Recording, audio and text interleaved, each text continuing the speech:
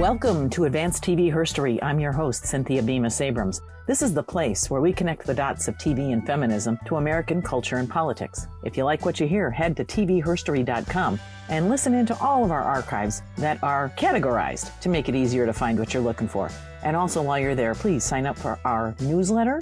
Promise I'll never sell your information. Now, on with the show. Hey, TV historians, it's Cynthia Bemis Abrams, and I'm here. Actually, we're starting a new sort of video component to what otherwise are the traditional audio and sometimes video episodes of Advanced TV Herstory, because we've got so much to share and some things to explain that can't be done in the podcast. So this one's for you, and it's to kind of bring you up to speed on another project that I've been working on these past, well, now kind of 2 years, right? I'm joined here with my colleague and longtime friend, Mary Trevor. And together we have written an article. This is not on my bingo card for my whole life, basically, but we ended up writing a law review article. And so an article that's called Power Plays, Women and Progressive Television Battle Quid Pro Quo Sexual Harassment in the 20th Century. Now, doesn't that sound right up the alley of Advanced TV Herstory? Of course it does, you say. And maybe there's even an episode that you listened to back in the 7 years ago now that helps you see the germ of all this. So Mary Trevor is a lawyer. She's a legal educator. She has taught hundreds and hundreds and hundreds of people, being lawyers, how to write not like lawyers, like for people who can then read and understand what it is they're trying to say. When we wrote this article, we submitted it. The very first one we submitted to was Howard University, and their Human and Civil Rights Law Review accepted us just like that. And we are proud and surprised and grateful that they've given us the opportunity to share some of these ideas. So you wonder, well, where did these ideas come from, Cynthia? I will tell you that. Wow. Because it does. It goes all the way back to 2018, and I was sitting in our apartment in Chicago, and I watched an episode of That Girl. 1967. It was the first season. It's Marlo Thomas, the hair, the look, and the feminism, because that's who Marlo Thomas was and is still. So she was one of those core feminists, and it was fascinating. But I thought, wait, what? This just seemed like a quid pro quo, and Donald was a doof. And why did this happen? But as it turns out, it was actually a gift from Marlo Thomas to all of us to better understand what things were looking like for a working single woman in 1967. So in the meantime, as Mary and I have been working on all this and kind of came to realize that there's a whole lot of history that needs to get dredged up and presented in an orderly fashion, I watched a lot of TV, she read a lot of law books, and here we are. So I can't tell you a whole lot more about the legal part of quid pro quo and sexual harassment, and that's why Mary is here to share some of this and her enthusiasm for this project, which has kind of almost taken over our lives, right? All right, There's that. Mary. Okay. Well, first of all, quid pro quo is basically a situation in this particular context coming up at work where a person is pressured by a superior at work to grant sexual favors in return for keeping their job, not getting a demotion, or other negative consequences. And how this came about to be recognized legally is that in the 1964 Civil Rights Act, the federal Congress prohibited discrimination on the basis of sex at work. The only problem with that was that all the judges who were going to end up hearing cases based on claims based on the Civil Rights Act were white male judges who had no clue about what was happening with women at work in the 1960s. And what was happening is they were encountering a lot of hassles. They were invading a formerly largely male space. They were subjected to a lot of mistreatment and abuse. So by the early 70s, a number of women started to bring lawsuits saying that the kind of harassment they were experiencing at work, including quid pro quos, was a type of sexual discrimination, the discrimination that had been prohibited by the 1964 Civil Rights Act. Mary, can I just ask a question? Sure. What was it about those women that made them feisty enough to stand up and say, I won't cotton to this anymore? Okay. Well, in particular, what we discovered, this was previously known by various scholars, but has not been publicly known, is the lot of the women who initially brought these lawsuits were Black women who were fed up. They had been experiencing discrimination on multiple bases, and they just decided that it was about time to do something about this. So they went to court. Unfortunately, the white male judges, hearing their claims of sexual discrimination, said, this isn't sexual discrimination. This is boys being boys. So the courts said things like, to quote, this was just a personal proclivity, peculiarity, or mannerism that was satisfying a personal urge on the part of the superior, male superior, at work. The courts, hearing these cases, dismissed them.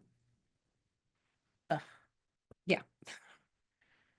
So that was all in the 60s. And early 70s. Getting to the early 70s. And a lot of the TV that I watched was from the 60s and 70s. Marlo Thomas got the whole ball rolling for us. We haven't found any episodes before all of that. But what I can tell you is that it was in those early episodes, it was that girl, One Day at a Time, which was from Norman Lear's book, Maude, a Norman Lear show. And then slowly by the mid 80s, it was becoming something, well, even no, I take that back. The late 70s, dramas started to cover a quid pro quo experience. And in the first couple ones, they were students. They were women law students of all things. But amazingly enough, an entire episode where a woman law student is struggling with this, the words Title IX do not appear. And for those still kind of wondering what does Title IX have to do with this? What does Title IX have to do with this? Well, basically, when Congress started to realize that, hey, you know what? We passed a law prohibiting this. The judges aren't enforcing it. We haven't made ourselves sufficiently clear. They amended the Civil Rights Act of 1964 to make it clearer what their intent was and to bring in explicitly the educational experience of girls and women in the United States. And that's where we've heard of Title IX. You hear about it most often in the sports context, but it did prohibit sexual discrimination against women and girls in the classroom as well. So that gets us into the 80s. The appeals that took place then created the law that then started to change the workplace. Is that how you'd say it? Yeah, basically. And one of the critical parts of this was that feminist activists, activist academics in the legal area had been trying to convey the message for years that, hey, this is not about a personal inclination on part of the man. This is about abuse of power.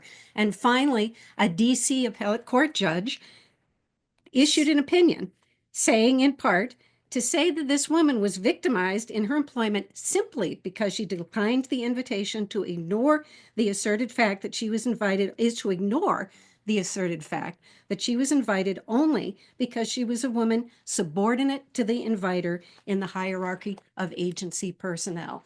Following up on the DC appellate level judge, eventually the US Supreme Court recognized the same principle in the mid-1980s. So it's really kind of remarkable that here we are, we all think of ourselves as feminists. We try to think of ourselves as intersectional feminists to understand that there are a number of people who fall into the other category who have it even harder than we, two older, middle-aged white women from the Midwest have it, and they do. And yet, television through the years, all the way up until 1992, television depicted it as a situation that only happened to, for the most part, middle-class white women. And that's a huge disconnect that television perhaps wasn't any smarter about that because nobody really knew that it was a lot of times happening to women of color. What got us to 1992 and the big game changer was actually Anita Hill and A Different World. Mm-hmm. So A Different World aired from 1987 to 1993. The first year was kind of a bit of a bust, but by the second year, Bill Cosby had handed it over to Debbie Allen, and she, a product of a historic Black college and university, Howard University, took the ball and ran with it. And it has become just a classic series that everybody loves. Such a great and powerful depiction of so many different social issues. Okay, so what happened? How is it that Whitley became the first woman to experience and stand up to a harasser? Yeah, and Anita Hill was a law professor.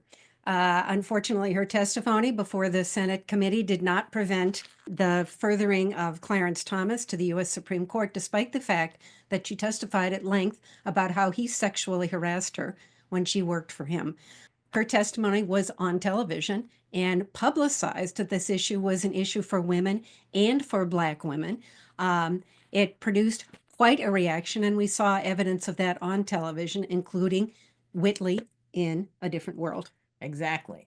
All right. So we have some basic conclusions that are in the legalese. Here's what you can do. Respond in the comments or send me a direct message, however you can get a hold of me, that you would like to get a copy of our article when it is finally available and published by Howard University. We would love to send it to you, and we'd love to stay in touch with you, because this is the nugget that is going to become a bigger book, and we're excited to continue to do research.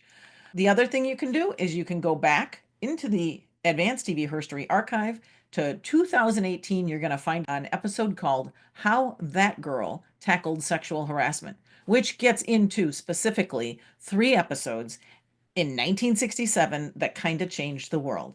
And I guess we owe a lot to Marlo Thomas, and I owe a lot to you, Mary, because you have brought so much legal structure to this passion that we both have about understanding feminism and teaching some of this to men and women, policymakers and others of any age. This is important stuff.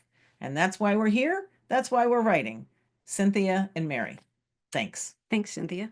Thank you very much for listening. Thanks for being a part of Advanced TV Herstory's community, and do stay in touch. I appreciate you as a listener and as a thinker about TV. I'm your host, Cynthia Bemis Abrams.